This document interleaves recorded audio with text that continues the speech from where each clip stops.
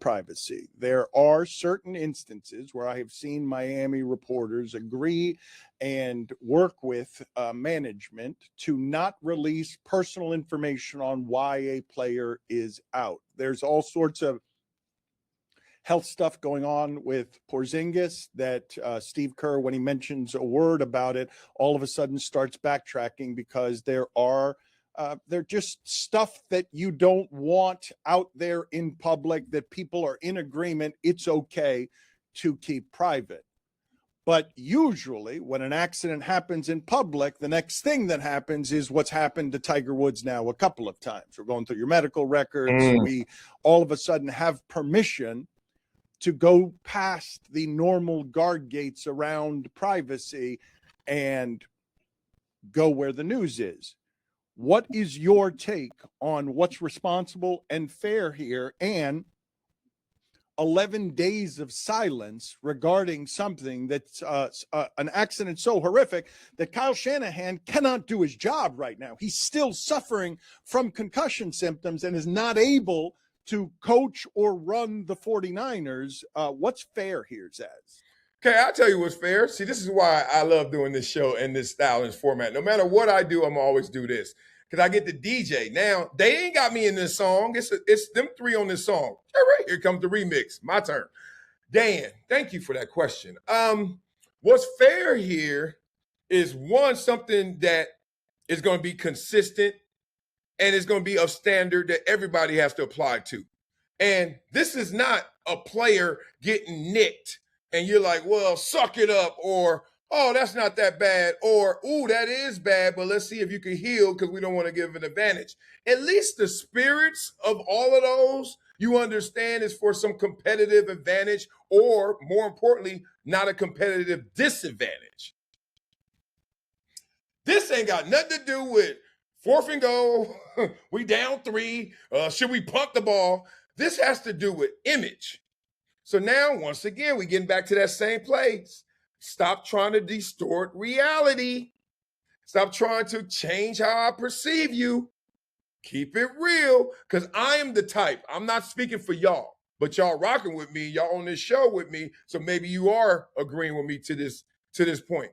If once you show me that you're going to go to that length to fake the funk, to be something you not, oh, I'm never believing in you. Not fully. Nope.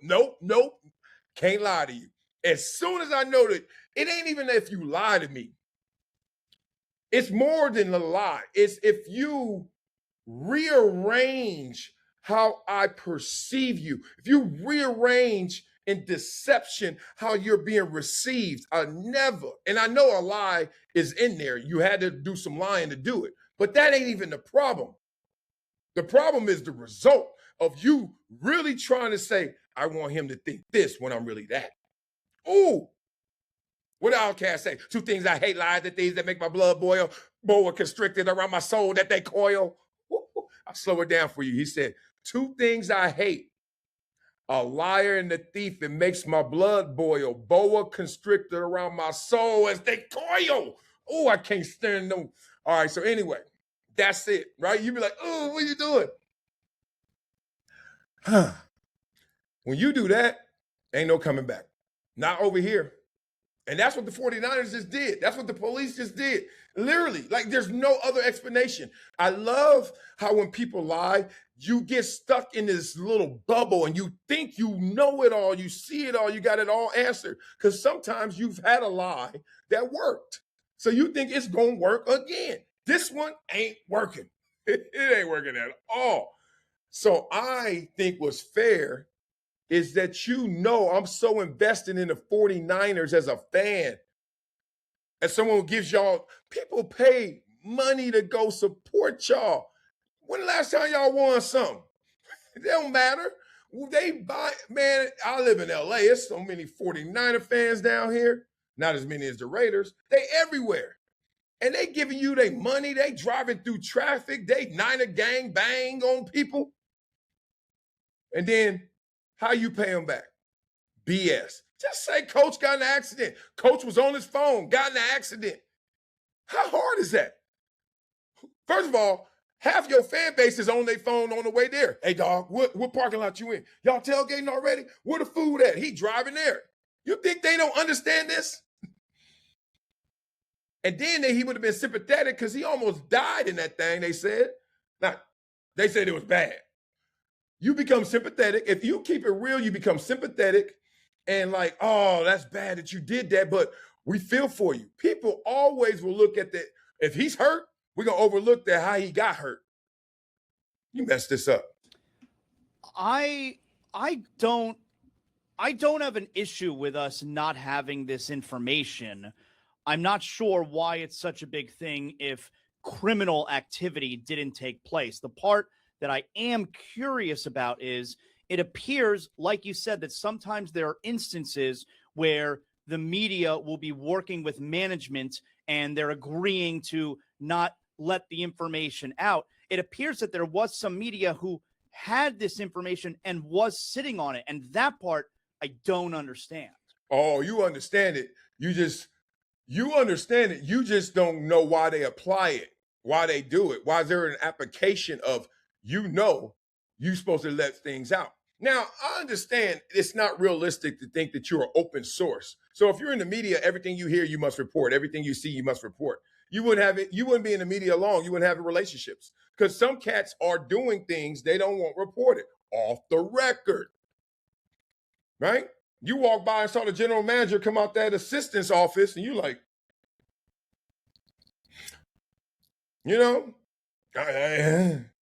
off the record. You know what I mean? So come on, we get it. But what you also get is you now know that how media is laced with just insincerities, right? Not genuine, not authentic. All this journalism talk, we need to stop. And look, I'm just telling you like it is. When it's this fraudulent, when it's this obvious, when it takes that many people in machinery to hide something, and you do it, I don't want to ever hear about your integrity. I don't. And it's okay. I don't watch certain shows for integrity. You know what I mean? I'm not most of the stuff I consume is actually not integrity. I like to get away from integrity. I like to watch stuff where I'm just like, do what you do. You know what I mean? I'm escaping from integrity. But when I'm talking to you, I need it. And when you're talking to me, you need it. If not, I'm not reading that long ass article. I'm not watching that clip. You BSing. It hurt my feelings to watch Chris Sims because I like Chris Sims. But he talking about that's my friend and I had this evidence. I mean, I had the pictures for weeks. And I'm like, I felt for him. It hurt me too because I was like, I like him now. I got to drop him a notch because he didn't do his job. But I also respect him because he looked out for his boy. What a pickle. What a pickle. This is not the kind of situation that you sit on. This is newsworthy. Prominent, successful head coach of a major NFL franchise has extremely serious injuries. That should not sit 11 days without being out there. And the whole thing is very suspicious, partly because it was covered up. But it now. Why would it be covered up? Oh, it's easy. Soon as they got to that scene, them first of all, first responders get to a scene. This ain't new to them. They trained to see all the elements and conditions, and they get their first synopsis of it. It's like a football player. We diagnose a play. Okay? I'm sitting here lined up, slanted. Okay, they in trips. All of a sudden, his foot is angled in. He about to crack back. Okay. I'm not going to run to him and wait for the crack back, but I know I diagnosed it. Coach used to always say, anticipate, never guess. So I'm not going to do this, but I'm going to be like this. If that color flash 1 inch closer to me, yeah. So, crack back. Saw it, diagnosed it. First responders get to a scene. It ain't hard. They like, okay, car accident. Where did it occur? Where the cars land? They can see the skids and all that. They see you, what condition you in. They like, all right, let me fill this in. Any witnesses and stuff? Yeah, that guy was over there, and then he went over there. That girl was over here, she went over there. Okay. They know how to diagnose the play. And sooner than later, they figured out, oh, Shanahan, that's Shanahan. Second of all, he hurt bad. And third, this don't look clean cut that he didn't do something wrong. Somebody was quick on the scent of he did something wrong. Whatever that is, whatever level that is. Ooh. And then this is why the posse, they always say the entourage is really the problem. It ain't the star. Like Pac and Biggie. Pac and Biggie weren't the problem. It was the East Coast and the West Coast and all the people trying to kiss up to them that was in their circle. So then somebody got cute. One of them responders, police, paramedic, ambulance, PR from the 49ers. Hey. You know when somebody start hey-haying too much, you need to bail. Bail that hey. Hey. No.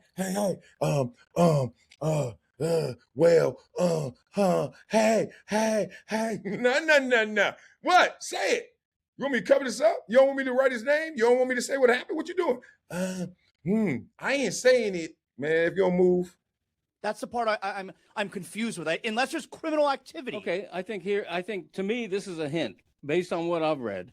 It appears that Shanahan may have been distracted on his cell phone, which is against state law to drive while doing that. It also appears that the woman driving the other vehicle may have crossed the center line and caused a head-on collision. Neither party was ticketed.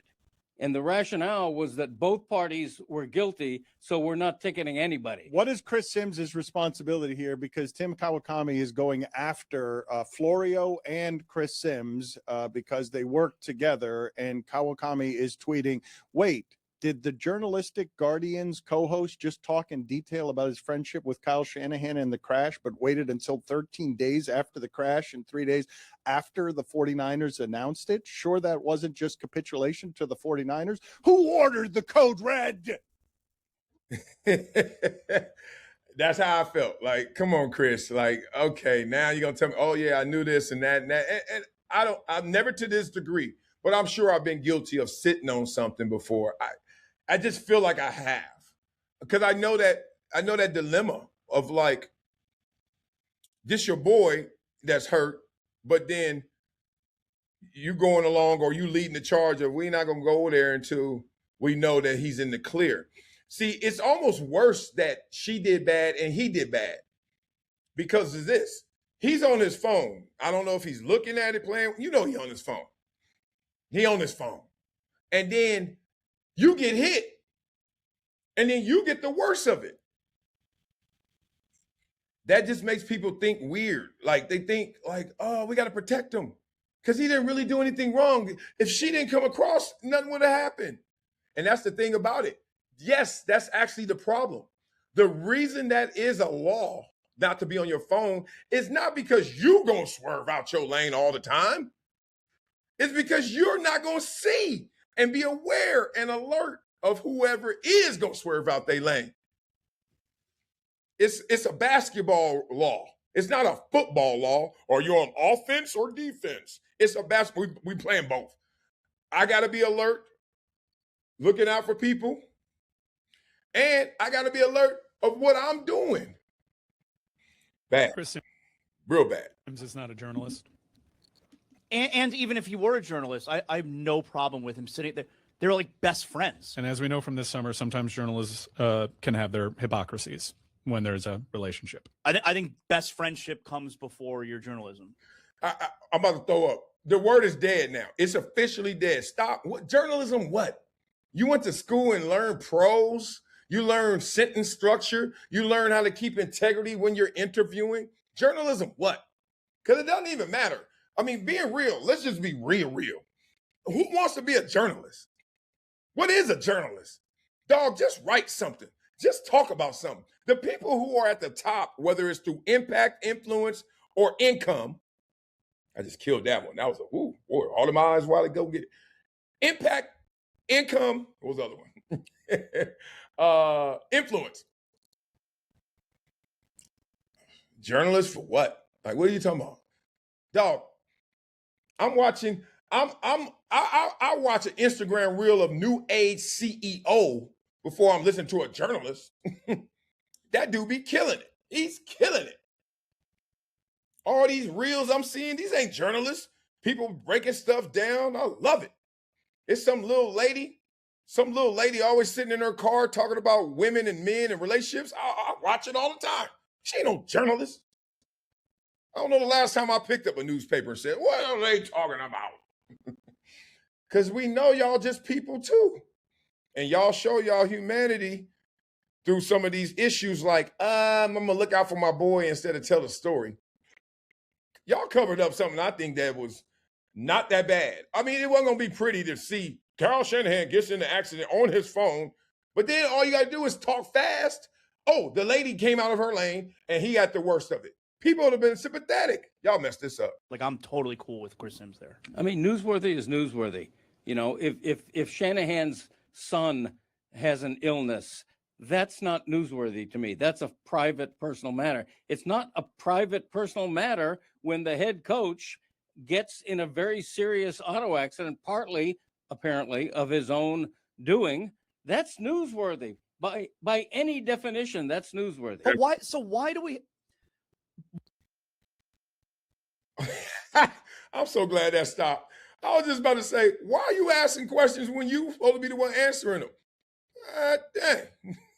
Yeah, dang, dog. Nah, that was good. That's good. Journalism is dead. Remember they said hip hop is dead?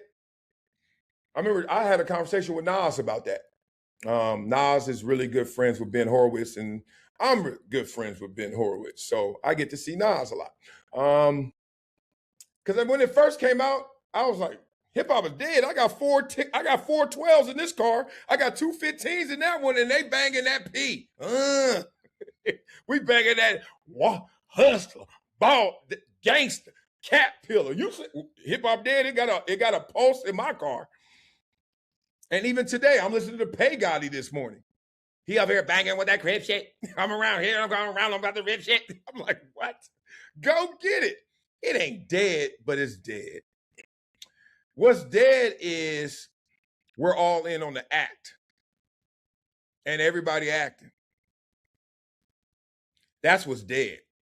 Like there was an origin, there was an essence to all these things that it wasn't pure because imperfect people were embodying what hip hop was or journalism was. But it got perverted, and then you started to realize that everyone saw the script now. The script probably was there when they first started with journalism back in 7 AD or whatever the hell, you know? But now, I'm telling you, when Jim Rome was writing them monologues, what was it, Rome is Burning? And Rome was like, look, I don't know why y'all talking about sports like y'all ain't competing with them or against them. The reporter. This is what his mindset was. He's like, I'm going to talk like I am. Not just they are, I am. And it was big time. Jim Rome is Burning was big time. But it wasn't fully polished, fully done yet. Because what he started, Skip Bayless took and and it took a while because Rome made all that money. Oh, Jim Rome was so rich, he lived by Kobe, y'all. Jesus. Jim Rome, people used to tell me all the time. I asked him once, because I used to fill in on the show, and he's like, he had his own production studio and all that stuff. I said, you making 20, 30 million? This is like in 01, 99, I don't know when. I was like, you making 20, 30 million already? He was like, I do well. One of them things, right? To this day, though, he got like 8 partnerships. Like Jim Rome, we may not talk about him or see him a lot. Oh, them checks see him. Anyway. But when he gave that model out, somewhere Skip Bayless was sitting there just waiting for some people to leave because he had another trick up his sleeve. And then Skip shows up, and then it takes him time to figure it out. Because I was there early, Skip, at ESPN. And then when he figured that thing out, oh my God, Becky, look at her butt. He ran. And Stephen A saw it too, because Stephen A had been there before and didn't know the model. So Stephen A, the late night show and just doing Stephen A, he's fresh. That wasn't the model. Stephen A., you can be fresh, but it's a fresher way to do this. And so everyone's in on the act. And this is what I talk about all the time. I talk about how we all make decisions and choices, but we don't act like you didn't know that was there. Don't act like you didn't see that. I saw that. I knew when I was leaving like NFL Live, like focused, and I was going to do more Sports Nation, I knew right then I could be a hot take artist and blow up. I knew it because I know how to joke cats. I love cats so much I can hate your ass, boy. It's a thin line. I know how to go right to that line. Boy, I'll be tearing these athletes up with these jokes and being mad at them and talking that chalk and then walk off set giggling like, that was fun. That was a good act. But that's not me. You know, whatever's in here got to be out there. That's just me. To my own detriment. I know it. I said, I'm going to be me. I'm a big old silly, goofy, fun dude who likes life. Oh yeah, we playing sports too. Let's do it. Let's talk some music, and I'm great. But that wasn't the best model. I knew that plateau. I knew that was gonna plateau. Oh, you're so fun loving. Oh, you're so cool. Oh, you're so great. But I wasn't polarizing. You gotta be polarizing. That's why it's so crazy to be in the storm I'm in right now. It's polarizing. I'm in more publications and articles and sites than ever. And I'm like, for this, I ain't even choose this. It's weak. It's whack. It's whack. But it is. Welcome to our world. I just think in that situation, they made drama that they didn't have to make. They didn't have to do that. Y'all should have just told Shanahan got hurt, stay off the damn phone, and then go from there.